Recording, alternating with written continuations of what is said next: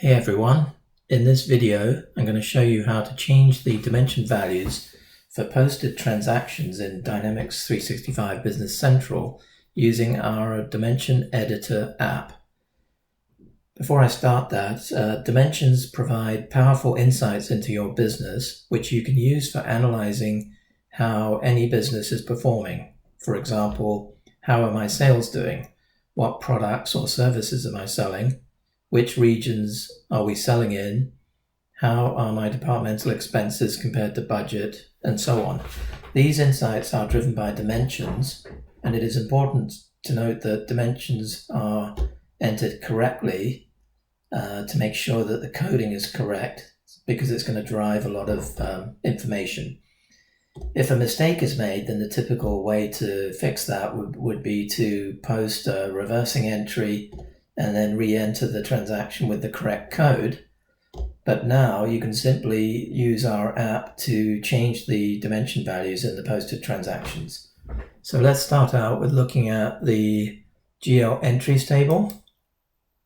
And so I'm just going to search on account 65050. So this is in the Kronos company. And you can see here that I've got account 65050. I've got a whole bunch of missing department codes. So I'm going to click on this one, on this transaction, click on process, edit dimension value, and I'm going to put in a department code of, let's say, 300.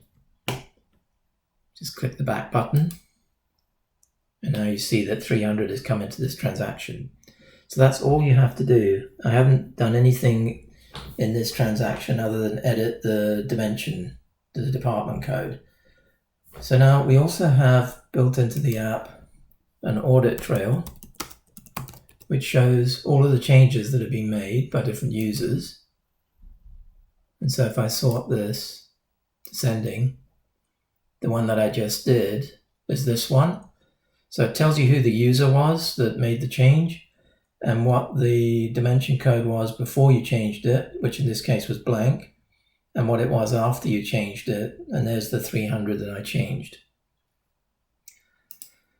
Now, we also in the app have business rules and presets which can be set up to force or suggest dimension values for various combinations of account codes and, for example, department. So let's take a look at that. I'm going to go into the business rule codes, and I've got two rules set up. One of them is based on GL account as well as department. So let's take a look at this one. And I've got these presets set up. So in here I've got account 65050. And if I put, because this preset is based on the account and department combination, if I have a combination of this account and this department, then it's going to set these other four dimensions accordingly. And if I put in a department 300, then it's going to put these dimension codes in. So let's see how that works. And by the way, you can put in as many of these rules as you want. So let's go to a journal entry.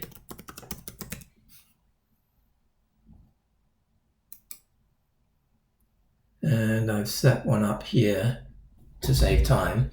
So this one is set to account 65050, but it has blank dimension codes here.